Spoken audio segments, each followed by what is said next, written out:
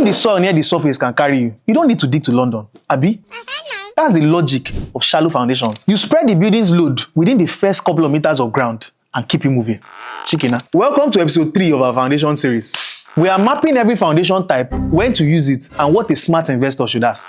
Strip foundations run continuously under load-bearing walls. They are quick, cheap, and beautiful on uniform and competent soil.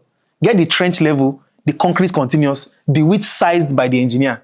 Then the walls will sit happy, and the settlement will stay even. Once you start playing with sandfield ground or patchy clay soil, and strips will disgrace you with cracks.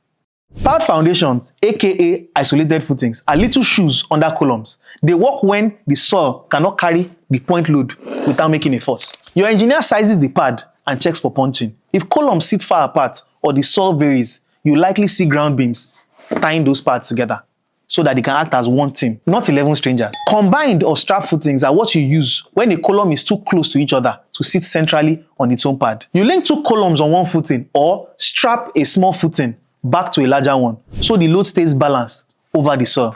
Don't worry, it's geometry and leverage, not guesswork. Now, rafts or mat foundations are like snowshoes. One big slab spreading the entire load of the building, so pressure per square meter drops.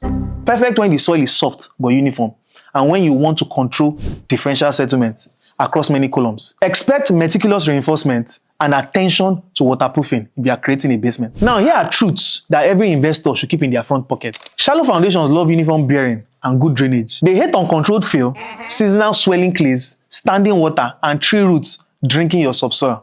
Get the site graded so rain runs away from the house. Specify damp proofing and termite treatment from day one, and don't let anyone help the concrete with extra water.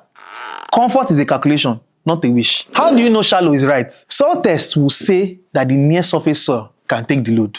Then, the structural model will say whether the predicted settlement is small and even.